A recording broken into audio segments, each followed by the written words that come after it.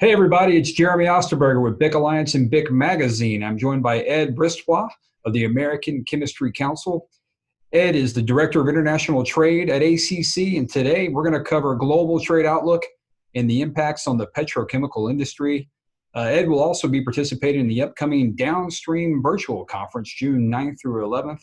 Ed, how are things in Maryland? Things are bright and sunny in Maryland today. No rain. Happy with that. All right, man. Some of us here along the Gulf Coast are battling Cristobal, so there's a little bit of rain a little bit east of us. So let's get right into it, Ed. From the perspective of the American chemical and petrochemical manufacturing industry, what current trade disputes and unresolved negotiations are affecting the industry supply chain strategy at this time? So for the last several years, the U.S. chemical industry has been affected by the ongoing trade disputes launched by the administration back in 2018. We found ourselves in the middle of the trade war between the U.S. and China when we found hundreds, thousands of chemicals on the U.S. tariff list and the China tariff list. Our companies who are building hundreds of billions of dollars of chemical manufacturing facilities in the United States are impacted by the tariffs on steel products coming in the United States and aluminum products. Mm-hmm. So tariffs are just a tax on imports, and they're a cost on the ability of chemical manufacturers to operate in the United States.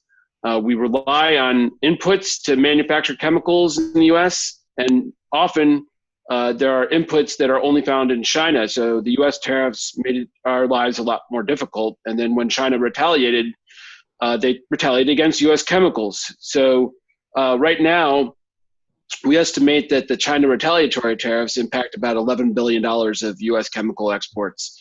And our exports to China have dropped off a cliff. It's been quite difficult over the last 2 years. Our trading partners are gaining market access in China. Chinese domestic companies are gaining market access. So this has not been a positive environment for U.S. chemical manufacturers. We are trying to seek more market access around the world for all the chemicals we produce in the United States and all the plastic resins, which are made in the Gulf area, in Texas and in Louisiana, and increasingly in other parts of the United States, like in Pennsylvania and Appalachia. So we have argued to the U.S. administration, please help us export more. Please break down barriers to trade. Please reduce tariffs, eliminate them wherever possible so that we can grow this industry, which is one of the most competitive industries in the United States and is a net exporter. We are exporting more than we are importing, and we want to increase that through smarter trade policy.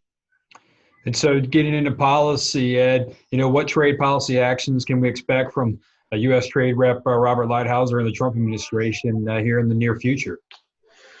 Well, we're going to see a mix of things.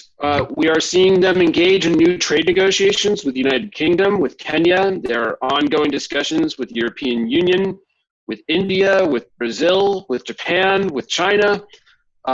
So there are positive steps they're taking with respect to perhaps eliminating tariffs, perhaps engaging in more cooperation on regulatory issues with these trading partners. Mm-hmm. They're definitely focused on implementing the phase one deal between the U.S. and China that came into effect back in the middle of January. Now, that deal certainly is a matter of a lot of scrutiny by analysts. You could argue that the purchasing commitments in that deal were unrealistic, and certainly we thought so for chemicals, that it was going to be impossible for China to actually hit the commitments that they made. And then the pandemic hit, and we found that really impacted demand for chemicals on both sides to a significant degree. So, we're certainly watching out, and we want that deal implemented and to be built on, and we want a phase two negotiation that eliminates all the U.S. tariffs and the China tariffs that makes it easier to trade as opposed to harder. And let's get into COVID-19. So COVID-19 and the subsequent demand degradation has suppressed American chemical manufacturing. What are ACC's policy priorities as we begin the process of climbing back to output levels that are pre-COVID? Well, it's interesting. Yes, the demand for chemicals has decreased, particularly in areas where we've seen a lot of our customers stop production. So automotive, for example, or building construction, that certainly isn't as strong as it was prior to the pandemic. But where we have seen an increase in demand and supply is in COVID-19 essential products. So we are making more cleaning and disinfecting products like hand sanitizers. Our members have stepped up to the plate and produced hand sanitizers in facilities that weren't even doing that prior to the pandemic. They're producing more PPE, personal protective equipment, medical supplies. It's a wide range of things. So we've pivoted, but we want demand to increase for the products that we produce. And part of that is open markets. We need, like I said, more access to open markets around the world, tariff elimination wherever possible. We want, to eliminate trade barriers, and we've been trying to emphasize that to the administration. But at the same time, we need more tariff relief on the domestic side. We have argued to the Office of the United States Trade Representative and to the U.S. International Trade Commission. It's not just about relaxing tariffs on the final goods that come into the United States that are necessary for combating the pandemic, but also the inputs necessary for manufacturing those goods. So our companies need certain inputs to manufacture that PPE or manufacture those cleaning and disinfecting and sanitizing products, like isopropyl alcohol, for example. I mean, this is a really important product that you need to manufacture cleaning and disinfecting products. Tariff relaxation in these areas will power our industry's efforts to combat the pandemic, both now and through the recovery. And if there's a second wave, we'll be better prepared.